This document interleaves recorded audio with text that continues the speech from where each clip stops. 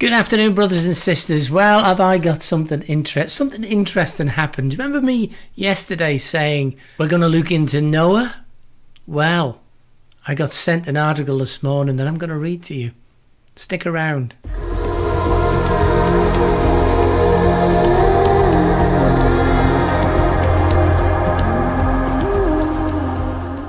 Well, my study, I said I was going to do. I've already studied the ark's timing. I'm going to show you an article. Honestly, this is interesting to say the least.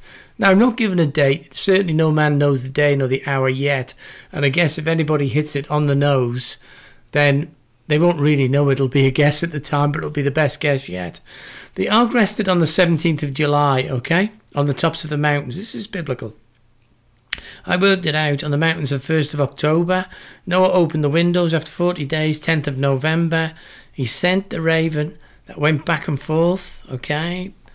And then I got down to he left it a further 17th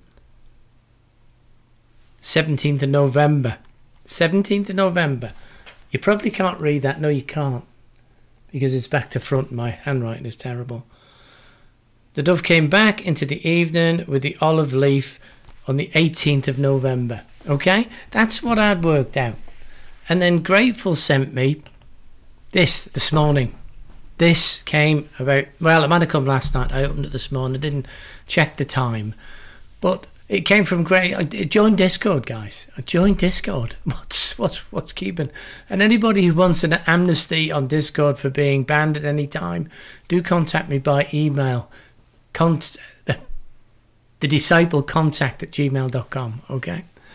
But hi Pete, Genesis 7:11, in the 600th year of Noah's life, which it was, in the second month of the 17th day of the month, on that day all the fountains of the great deep burst forth, and the windows of the heavens are opened. So God started the flood on this date, and that is the 21st of November on our Gregorian calendar. I haven't worked this out yet.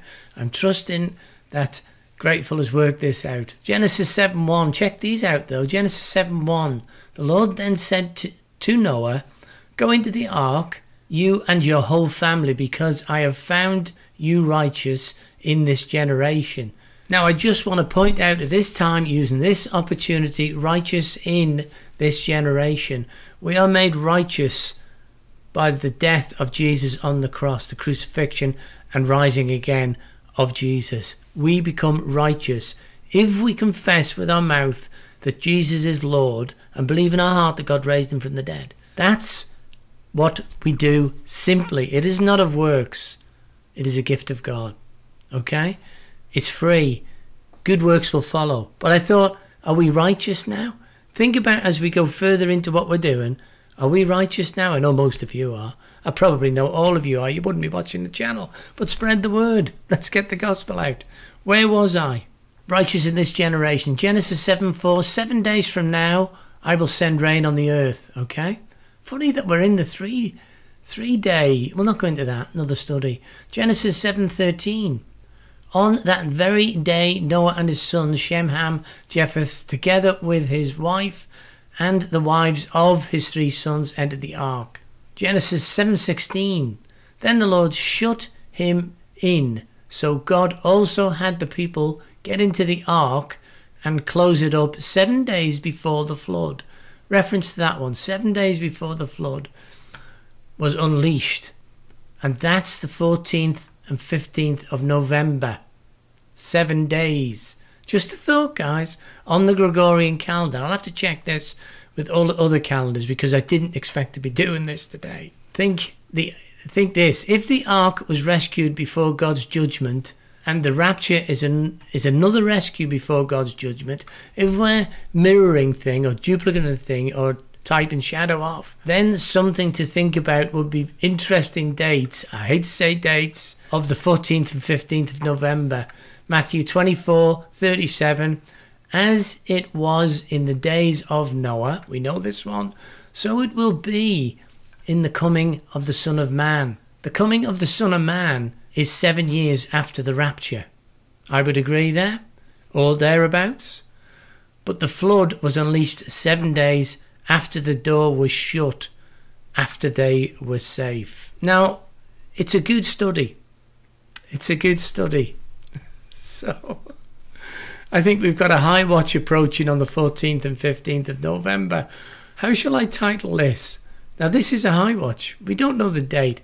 Now, again, I always say to you at this point, please let me know if this is bothering you. But if you want me to keep watching, just say, keep watching, Pete. I said I would share everything that I get.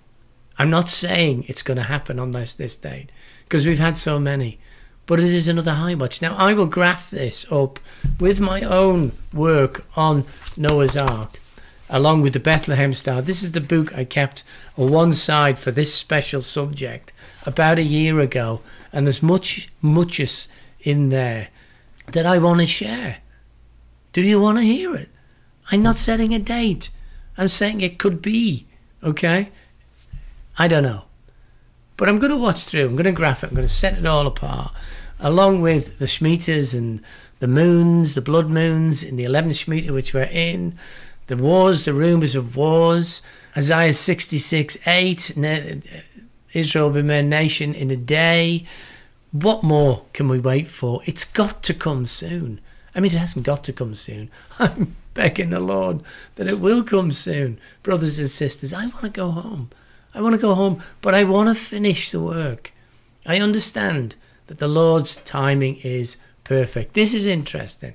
What we're going to come up with is interesting. I didn't expect to be thinking of the 14th and 15th of November about it, though. Good point. Grateful. I'm grateful. Thanks for sending this, because whether it does happen on a date or in that time in November, then it'll help me continue working in that area with the Bethlehem Star, knowing that Jesus was born on 7 BC, possibly 6 BC. In that time period, puts the dates closer and closer. The Shemitahs are fairly accurate. The Jubilee is arguable to within 6 years. It's all coming together. Do you want me to share it? I certainly will, as we do it. We're obviously all Bereans. Grateful sent this and obviously done a lot of homework on it. And like the rest of us, we're just waiting, watching, hoping and praying that we will be around that picnic basket ASAP. But stay on. Don't max your credit card. Don't run up a debt. We just don't know. Only God knows for sure. But Revelation 3:3, he does say, watch always, lest you may not know the day or the hour. I'll leave you with this short one. Say, God bless you, keep you, make his face to shine upon you and be gracious to you this day and always. God bless.